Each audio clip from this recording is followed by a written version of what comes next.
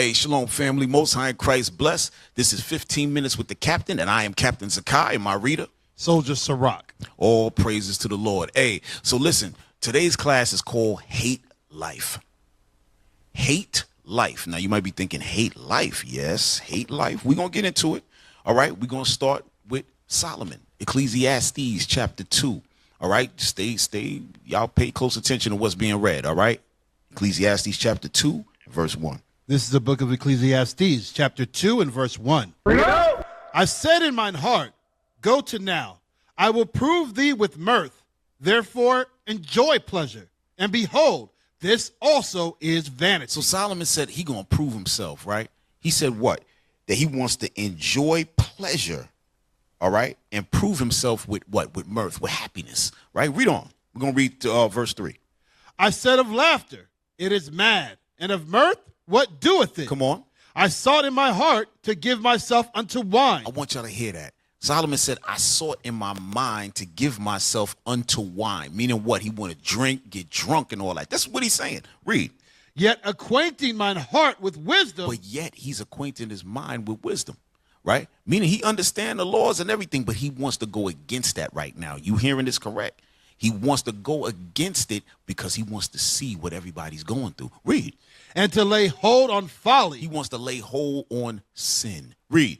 Till I might see what was that good for the sons of men, which they should do under the heaven all the days of their life. He wants to see what everybody else is doing. He see the nations, damn, they doing this and doing that. I want to do that. This is Solomon now. This is the most wisest king in the world at that time, right? And the Lord blessed him with massive understanding and wisdom. And he said, what? I'm going to take this time now to what? Understand pleasure and folly. I want to lay hold on folly. That's what he said. Hey, jump to the book of James chapter 1 and verse 12. All right. So I'm telling y'all, you have to hate life. We're going to get there. Go ahead. This is the book of James chapter 1 and verse 12. Blessed is a man that endureth temptation. See that? Blessed is the man that endureth temptation. You can't want to go ahead and hold on to folly. No, you got to what? You got to endure temptation. Read. For when he is tried, he shall receive the crown of life. Come on. Which the Lord hath promised to them that love him. That's right. Keeping the commandments. That's when you love the Lord. Read on. Let no man say when he is tempted, I am tempted of God. You saw what Solomon did right there? Did he say God made me do that? He said, I want to lay hold on folly. That's what y'all brothers and sisters out there got to understand. When y'all getting caught up in this stuff, it's not, oh, well, the Lord, why he let me do it? No, it's you. It's you. Read on. For God cannot be tempted with evil, neither tempteth he any man. Go ahead. But every man is tempted when he is drawn away of his own lust and enticed. When he's drawn away of his own lust and enticed. That's your own thought process. The own lust that you're dealing with. All right, read on. Then when lust hath conceived, it bringeth forth sin. That's right. And sin, when it is finished, bringeth forth death. Right, bringeth forth death. So if you can't endure your temptations, you're going to do what? You're going to get put to death by the Lord. All right, give me Luke chapter 9. All right. Give me Luke chapter 9 and verse 23.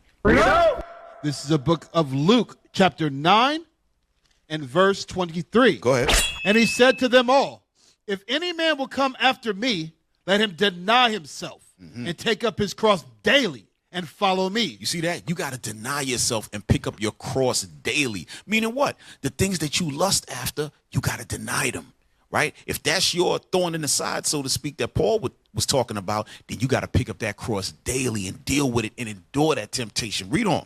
For whosoever will save his life shall lose it. But whosoever... Whoa. We can't jump too quick. Whosoever shall save his life shall lose it. Read on. But whosoever will lose his life for my sake, the same shall save it. You see that? Lose what life?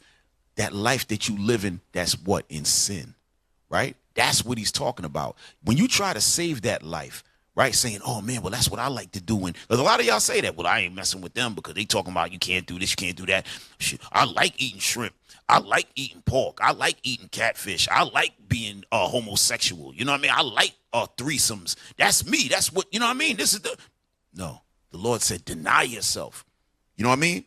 Lose your life so you can save your life. Read on, verse 25.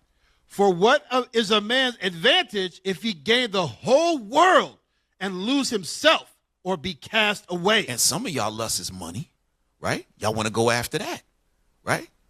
And what is it to gain the whole world and do what? To lose your soul. All right, read on.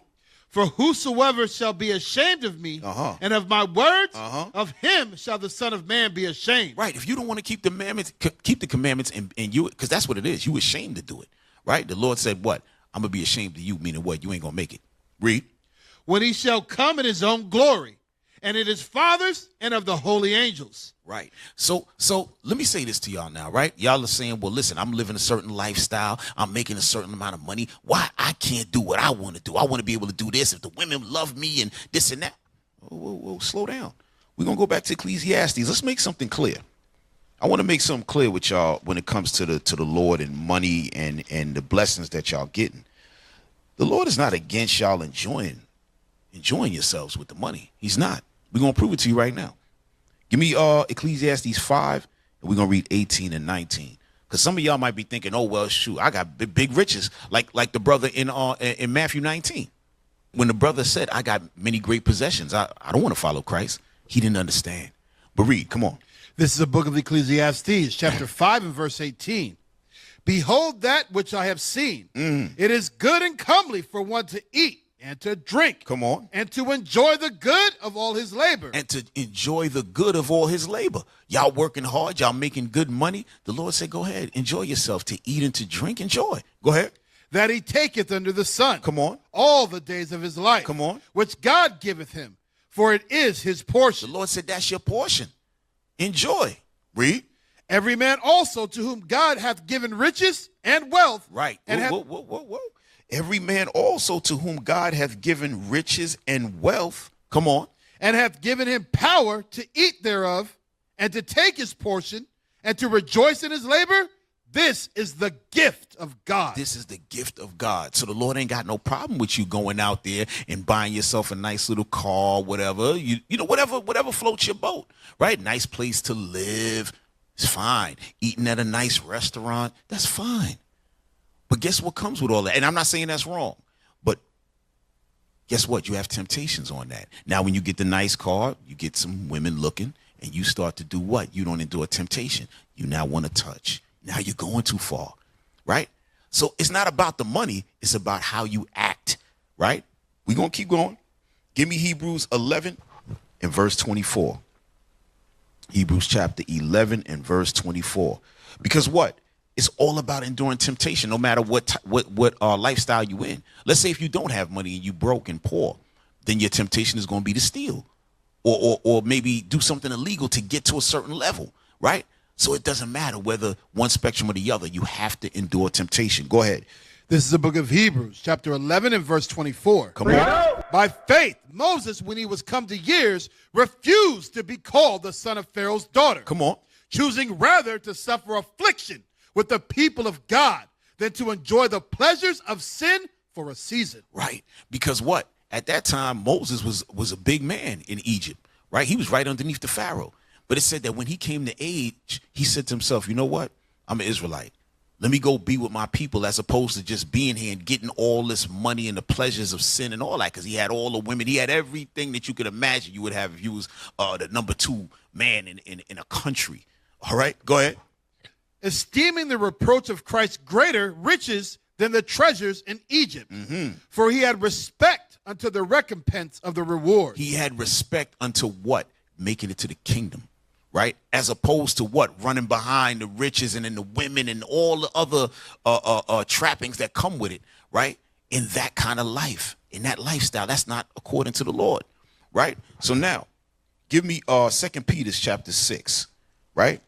What am I showing you? I talked about, first we started with Solomon. Solomon was the richest man, right? But he did what? He said, I want to lay hold on folly. I want to see what the hell is going on with this folly.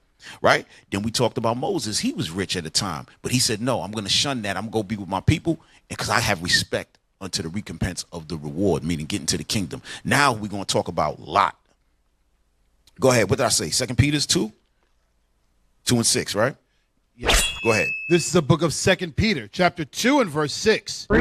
And turning the cities of Sodom and Gomorrah into ashes, condemned them with an overthrow, making them an example unto those that after should live ungodly. Come on. And delivered just Lot. And the scriptures say he delivered just Lot. It doesn't mean only Lot. It means just, meaning Lot was a just man, right? Because Lot was delivered with who? With his daughters. Go ahead. Vexed with the filthy conversation of the wicked. They said that Lot was vexed with the filthy conversation of the wicked, right? Because what? He had a lot of money. He was doing, but what? He was in Sodom and Gomorrah, in those cities. It was 5 cities. He had to deal with them. So guess what? He had homosexuals around him talking crazy. He had all type of adultery talking, everything. But what? It's just like some of y'all who are trying to get yourselves together, and y'all have to be around these individuals. Y'all being wise as a serpent and harmless as a dove, right? You're not saying nothing to them, but it's vexing your spirit. He had to go through that. But what? Did he succumb to it? He did not. He endured the temptation. All right? I'm pretty sure a man like this having a lot of money, you think women wasn't trying to come after Lot? Of course they were, right? But he endured the temptation. Read on. For that righteous man dwelling among them and seeing and hearing vexed his righteous soul from day to day. From day to day. I love this part. Go ahead. With their unlawful deeds. With their unlawful deeds, meaning what? The homosexuality, all of the random sex acts, all that was going on back then. It was madness out there. Read verse 9. The Lord knoweth how to deliver the godly out of temptations. Y'all heard that? The Lord knows how to deliver the godly out of temptations. So just when y'all think y'all might snap, Lord, like, I got you. But y'all got to have that faith. You have to believe. You have to practice the righteous acts of the Lord to get yourself ready to endure those temptations, y'all. Read. And to reserve the unjust until the day of judgment to be punished. Right. Just like in the time of Lot, when they all got burnt the hell up. The next time it's going to be nuclear weapons, right? But it's going to be that same type of situation, right? So now we're going right back to Ecclesiastes chapter 2. All right. We ain't going to be here long, y'all. This is 15 minutes with the captain, and I'm actually going to do 15 minutes, I think. All right. And we're going to get to the bottom of this. All right. So give me start in verse 4. All right. So we left off, right, in verse 3. Okay. And where Solomon said that what? That he was taking hold on folly, right? Just want to get y'all back in the thought process. Verse 4. This is the book of Ecclesiastes, chapter 2 and verse 4. I made me great works. I builded me houses. I planted me vineyards. I made me gardens and orchards, and I planted trees in them of all kinds of fruit. Right. So Solomon is decking his spot out. He lacing the place. He's telling you what he's doing. I building me houses. I'm putting trees. I'm putting vines. He's telling you all the stuff he's doing. Right? When you got money, that's how it is. Yeah. I bought a couple cars. I laced this up. Same thing. Read. I made me pools of water. Oh, he made pools of water. Come on. To water therewith the wood that bringeth forth trees. Those are irrigation systems, right? So he had all them trees bearing the fruit, and he had irrigation system. This is back then. I know y'all thinking that, Esau, he's the one that taught. No, this was going on way back then. Go ahead. I got me servants and maidens, and had servants born in my house. Come on. Also, I had great possessions of great and small cattle, above all that were in Jerusalem before me. So he had everything at excess. He had servants, so many servants that they were even living there and being born under his roof. This is crazy. Read on.